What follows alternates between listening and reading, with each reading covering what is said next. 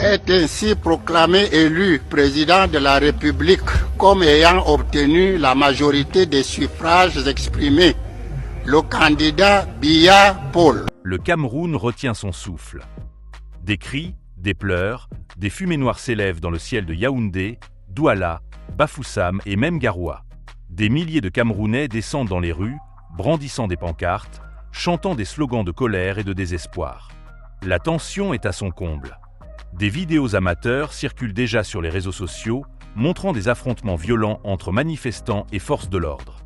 Certains parlent de fraude massive, d'autres crient à la manipulation. Les sirènes retentissent, les réseaux sont saturés, et tout le pays semble sur le point d'exploser. Mais que s'est-il réellement passé ? Comment un pays réputé pour sa stabilité politique en est-il arrivé à ce chaos ? Et surtout, pourquoi la victoire annoncée de Paul Biya, âgé de 92 ans, a-t-elle provoqué une telle vague de colère ?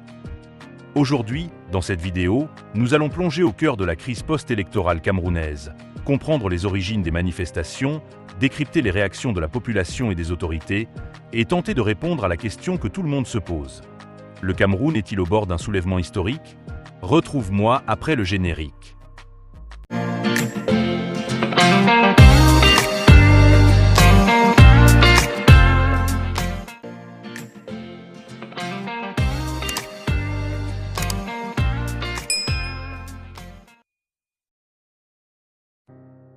L'annonce officielle est tombée dans la soirée. Après plusieurs jours de suspense, la Commission électorale nationale a proclamé Paul Biya vainqueur des élections présidentielles avec 54,8% des voix, devant son principal opposant, Issa Chiroma Bakary, qui revendiquait pourtant une avance confortable selon ses propres chiffres. À peine les résultats rendus publics, les rues se sont enflammées. À Douala, des centaines de jeunes ont bloqué les grands axes, brûlant des pneus et criant « On ne veut plus de Paul Biya ».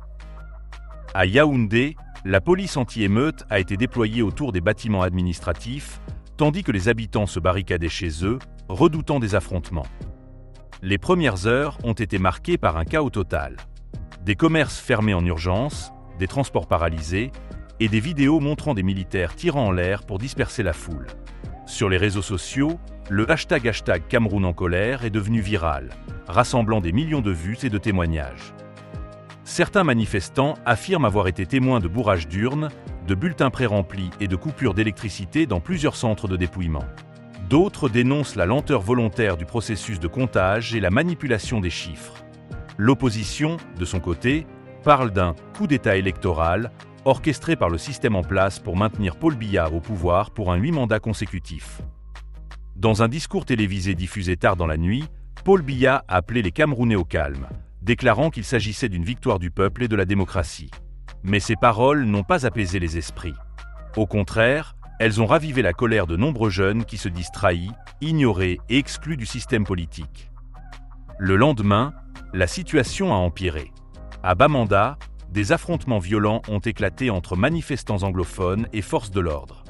Des véhicules ont été incendiés, des stations-service vandalisées et plusieurs arrestations ont eu lieu.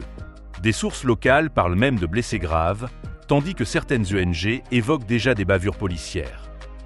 Sur le plan international, la réaction ne s'est pas fait attendre. L'Union africaine a appelé à la retenue et à un dialogue inclusif entre les parties.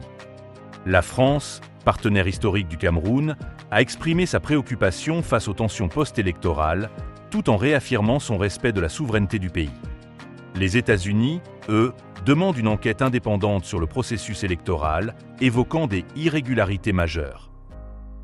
Pendant ce temps, dans les rues, la colère ne faiblit pas.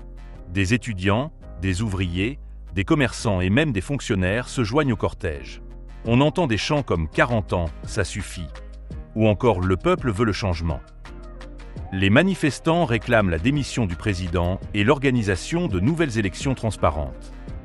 Face à cette situation explosive, le gouvernement a décidé de suspendre temporairement Internet dans plusieurs régions, notamment dans l'ouest et le nord du pays, pour, selon lui, limiter la diffusion de fausses informations.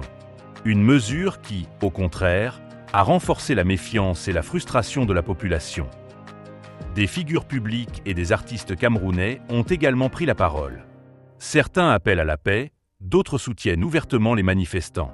Le ton est grave, la division est profonde et le pays semble au bord d'une fracture historique. Et pendant que les projecteurs du monde entier se braquent sur le Cameroun, une question brûle toutes les lèvres. Cette fois, le peuple camerounais acceptera-t-il encore la continuité du pouvoir ou sommes-nous à l'aube d'un tournant décisif ?